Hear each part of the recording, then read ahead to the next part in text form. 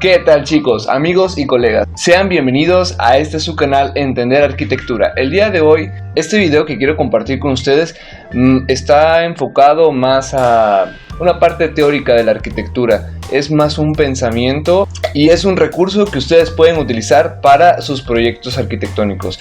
A mí me pasaba mucho, ¿no? Que en ocasiones no sabía qué hacer, cómo empezar o tal vez tener una mejor noción para llevar a cabo los proyectos y hacer que se vea lo más realista posible o pensar que se fuera a construir.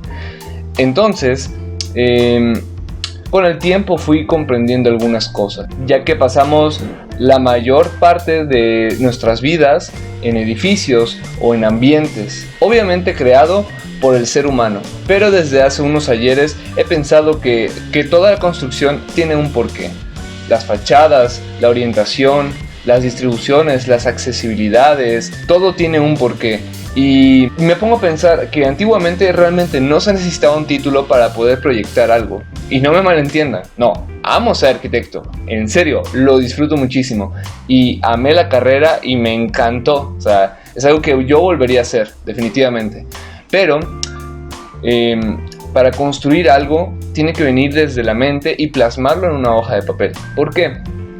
Nosotros como arquitectos nos enfocamos en ordenar las ideas para poder plasmar un producto, un resultado, una respuesta al medio ambiente, ya que eso es a lo que nosotros nos protegemos realmente como arquitectos y como seres humanos también. Así que en lo personal, lo que yo considero que son los factores más importantes en la arquitectura o para poder construir cualquier edificio o cualquier proyecto que ustedes tengan en mente son la orientación, el clima y el suelo. Esos tres factores son indispensables, ya que cuando las personas van a ciertos lugares, a mí me ha pasado en muchas ocasiones que dicen: es que yo quiero construir una casa como este tipo, quiero construir otra casa como este otro tipo, y realmente las casas de este tipo o de este tipo tiene que ver más con el clima y los materiales de la zona. Te voy a poner un ejemplo muy sencillo. Un esquimal no va a construir una casa de arena en donde vive, ¿no? Es un ejemplo. Y alguien que vive en el desierto no va a construir una casa de hielo, ¿estás de acuerdo? Ese es el punto, que así como tal vez suena un ejemplo muy exagerado, es exactamente igual cuando nosotros hacemos proyectos donde implementamos materiales o ciertas distribuciones u orientaciones que no van de acuerdo a la zona. Y no me malinterpreten, no con esto quiero decir que la arquitectura no puede innovar, no, todo lo contrario, sino que puede seguir evolucionando, pero debemos tener esa sensibilidad con esas personas que utilizarán el espacio. De hecho, hay un manual que se llama el Manual del Arquitecto Descalzo, donde podemos encontrar ciertas bases, porque el libro nos dice que esto solo es un criterio, no significa que sea una regla, y nos invita a buscar más acerca del tema. Pero es más una ayuda para tener un control de las ideas y tener una prioridad, ya sea la accesibilidad universal, ya sea la orientación, la reducción de la energía y demás enfoques que se debe tener en un proyecto. Y tal vez dirás: bueno, Octavio, pero yo ya sé todas esas cosas. Y puede que sí, no digo que no. Sin embargo, he creado este canal para que podamos comprender con un sentido más humano cómo podemos analizar nuestros proyectos para que puedan tener mayor éxito y mayor eficiencia, ya que lo que rige mucho en muchas ocasiones, que a mí me ha pasado un proyecto, es la parte económica, ya que te dicen: no, pues yo necesito un proyecto de 140 metros cuadrados, que es muy pequeño, pero es un ejemplo y es para venta. Entonces, tú con la experiencia debes entender aproximado como cuánto equivale el metro cuadrado de construcción, y para venta debes de tener rendimientos, por ejemplo, cuánto equivale el metro cuadrado de terreno, aún por zona, y de hecho por niveles va aumentando también, y eso queda para otros videos definitivamente. Pero lo que quiero que comprendas es que este canal está enfocado para que tú puedas enriquecer tu proyecto. ya que a veces cometemos el error de proyectar casas solo para venderlas o para que sean admiradas por otras personas. Y no digo que esté mal, está bien, a mí me encantaría que pasara, pero en muchas ocasiones, por querer impresionar a otras personas, sacrificamos algunas cosas que son importantes para el proyecto. Por ejemplo, en la plaza que se cayó hace unos años, las casas que cayeron en Chiapas y en Oaxaca y en muchas ciudades, en México precisamente. Entonces, tú te pones a pensar, bueno, ya vivimos en un mundo en el que nada es acertado, nada es seguro, y queremos parametrizarlo. Queremos que sea lo más estandarizado posible. Y si a un día a la Tierra se le ocurre temblar a 12 de escala Richter, lo va a hacer y te va a tumbar todo. ¿Por qué? Porque tal vez la casa o el edificio o la escuela o lo que sea, la plaza comercial, no está diseñado para un temblor a una escala de 12. El mundo es incierto, por eso nosotros debemos analizar las cosas y no intentar copiar o intentar resolver las cosas de la misma forma siempre, porque una persona que vive constantemente en casas de frío, por ejemplo, casas que tienen 5 grados, 10 grados, no vas a poner materiales que no le ayuden a mantener la temperatura en su hogar. O por ejemplo, casas que viven en lugares muy cálidos, no vas a hacer que el techo lo tengan muy pequeño, ya que eso involucra que vayan a tener mucho calor, demasiado. Entonces, es por esta razón que tenía la necesidad de hacer este video, porque parte de este canal, además de tener diferentes recursos y herramientas, es que podamos ir analizando de poco a poco cómo es que este análisis se va dando en cada proyecto. Así que vamos a mostrar algunos ejemplos que el mismo libro de El Manual del Arquitecto Descalzo nos menciona, y yo se los aconsejo, léanlo, analícenlo y aplíquenlo. Y bueno, una de las principales funciones de la arquitectura es protegernos de las condiciones del clima, como el calor, la lluvia, el frío y la humedad, que por cierto he tenido un problema de humedad por aquí, pero ya lo arreglé, ya quedó. Pero para poder plantear un proyecto debemos analizar en qué situación nos encontramos.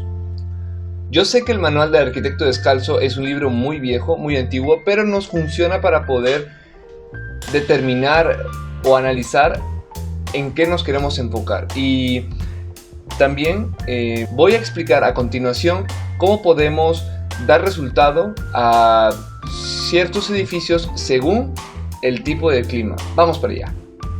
Bien, para el clima trópico húmedo se recomienda primero ubicar las viviendas cerca de las lomas o en elevaciones donde el movimiento del aire es constante.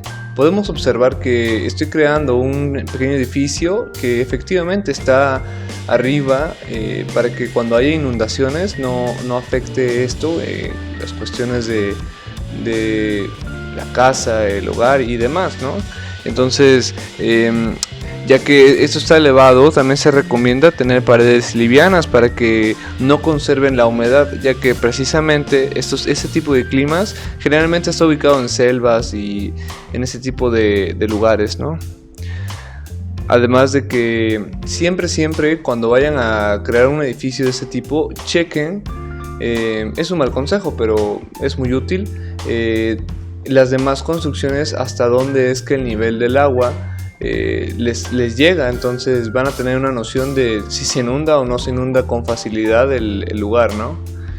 Y bueno, como pueden observar en este pequeño modelo, estamos recreando una pequeña casa, y como pueden ver, sí, está elevado 50 centímetros y se pretende ahorita crear unos pequeños pasillos dentro de la vivienda, que ahorita los vamos a observar. En el interior de la casa es muy importante que los materiales con los que los vayan a hacer tienen que ser materiales ligeros, ya sea materiales que realmente no pesen tanto, madera, otate, zacates. Y bueno, esto hablando de arquitectura vernácula, pero hablando de arquitectura un poco más de ciudad, pero que al mismo tiempo tiene el mismo clima, se pretende tener materiales que sean amables con la temperatura del clima, para que sean frescos y no tengan esa dificultad. El refrescar la temperatura de un edificio es generalmente logrado de mayor forma mediante las ventanas grandes y bien orientadas para mejorar su ventilación. Obviamente las casas se aconseja que deben de tener un pasillo para este tipo de climas y separadas para que la brisa pueda refrescar de manera uniforme. Entonces se aconseja tener pasillos y básicamente siempre también proteger un poco de la vegetación y tener cuidado con el tipo de vegetación, ya que la vegetación es indispensable para poder refrescar ciertos edificios.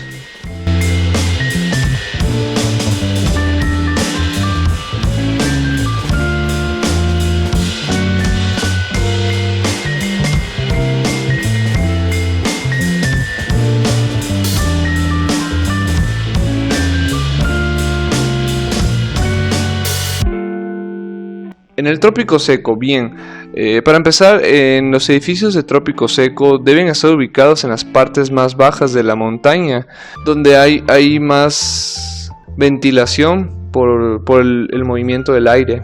Y en el trópico seco, como es literalmente un clima extremoso, siempre se busca tener paredes gruesas que retarden la penetración del calor del día y del frío en la noche, ya que las ventajas de ese tipo de construcciones, se pretende tener el mayor tiempo el aire caliente en la noche y el aire más fresco en el día. Por otra parte, los techos son generalmente con poca inclinación para que el aire pueda dispersarse de mejor manera, y también los materiales pueden ser de piedra, adobe, tabicón o bloque. Hablando técnicamente de arquitectura vernácula o arquitectura de la zona, las casas deben de tener ventanas pequeñas para evitar el polvo y que la mayor parte del sol entre a las viviendas. Las casas pueden estar muy juntas para tener menos paredes expuestas a la luz del sol y evitar el calor. También es recomendable tener el uso de patios para ventilar los cuartos.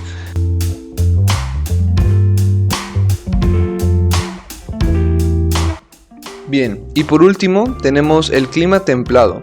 Primero debemos ubicar los edificios en las áreas más abiertas al sol, ya que es un poco más fresco.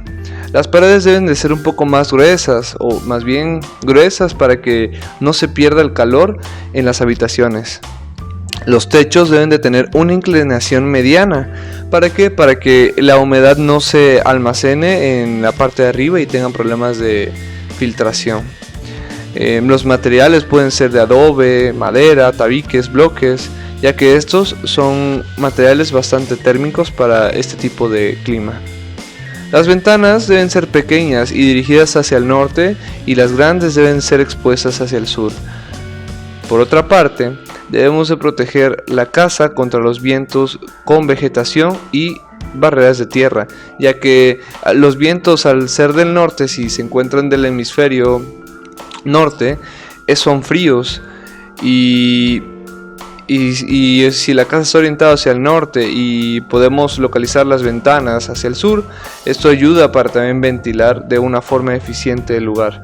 También podemos utilizar el sol para poder calentar las habitaciones, es el mayor consejo que se les puede dar, y aislar el piso contra el frío. Y bueno, esto es lo que nos dice el libro y lo que nosotros podemos aplicar, ya que, como he dicho anteriormente, es una base y nos ayuda a poder realizar proyectos con un análisis más enfocado a ser sustentables. Y ser sustentables también está muy relacionado a hacer arquitectura inteligente. ¿Y a qué impacta esto?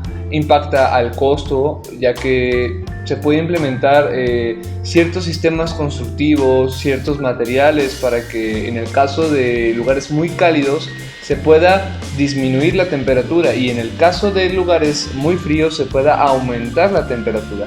Estos ejemplos nos sirven para tener un mayor criterio de cómo poder tener un proyecto más enfocado hacia ciertos climas. Así que esta información la puedes encontrar en el libro de El Manual del Arquitecto Descalzo, y espero que lo puedas leer, lo puedas analizar, pero principalmente que apliques los principios básicos de lo que yo considero es la arquitectura inteligente. Obviamente sé que hay más climas, no solamente existe eso, ¿no? Y soy consciente que en la actualidad construimos con tabiques, con blocks, con todo este tipo de cosas.